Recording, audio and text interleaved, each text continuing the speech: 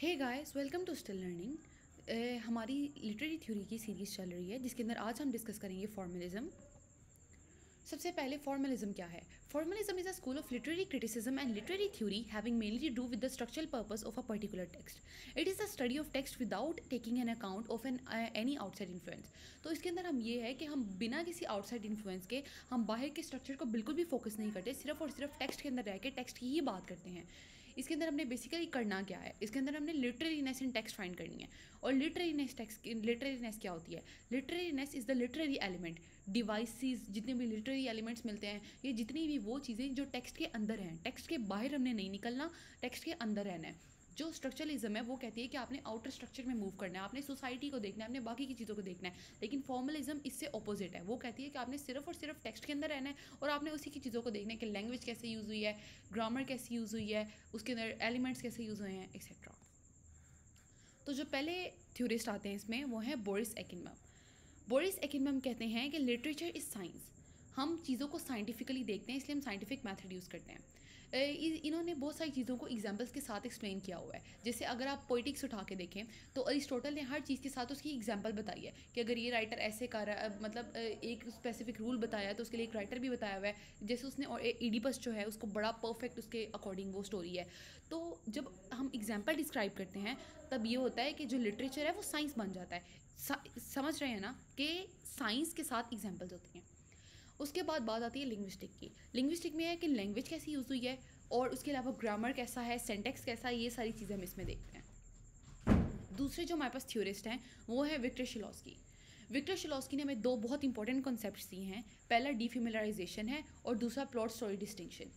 डीफेमिलराइजेशन में ये होता है कि एक हम जो ऑथर है वो फेमिलियर जो कॉन्सेप्ट्स होते हैं उनको डीफेमिलराइज कर देता है। जैसे कि अगर देखा जाए तो ईडिपस जो है वो ग्रीक्स का रिलीजियस प्ले था। सारे जो ग्रीक्स थे वो उस पर लिखते थे, वही वाली स्टोरी थी।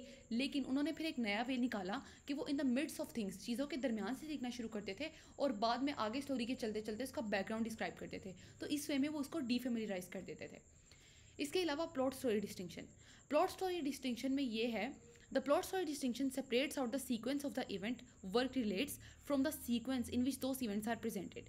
जो स्टोरी है वो तकरीबन हर चीज़ की सिमिलर ही होती है, बिल्कुल सिंपल सिंपल सी स्टोरीज हैं वही रहती हैं, लेकिन जिस तरह से वो प्रेजेंट की जाती है वो उसका प्लॉट है और वो मैटर करता है। फॉर एग्जाम्पल अगर आप देख लें आप देख लें इडिपस को। इडिपस के अंदर एरोगेंट फॉल्स, ये चीज़ तो हमें हर जगह पता चलती है, लेसन हमें हर जगह मिलता है।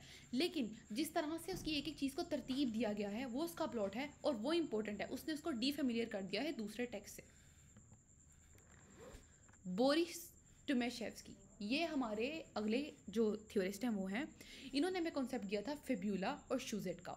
जैसे पीछे हमने डिस्क्राइब किया है विक्टर शिलोस्की के कॉन्सेप्ट को, बिल्कुल उसी से मिलता जुलता एक कॉन्सेप्ट है कि फेब्यूला जो है वो straight forward account of something it tense word actually happened. ये इवेंट्स हैं, लेकिन जिस तरह से उन इवेंट्स को रखा गया है एक स्टोरी के अंदर, जिस तरह से उसका शूजेट प्लॉट है, जो उसका प्लॉट क्रिएट किया गया ना, वो उसको डीफेमिलियराइज करता है बाकी के टेक्स्ट के साथ। जॉन मैकवर्स्की, इन्होंने हमें कॉन्सेप्ट दिया था फोरग्राउंड और बैकग्राउंड का। फोरग्राउंड वो है जो कि ऑथर ने पेपर पे लिखा है और बैकग्राउंड वो है जो इन बिटवीन द लाइन है। इनका कहना ये है कि हमने सिर्फ फोरग्राउंड को देखना है, बैकग्राउंड पे हमने नहीं जाना।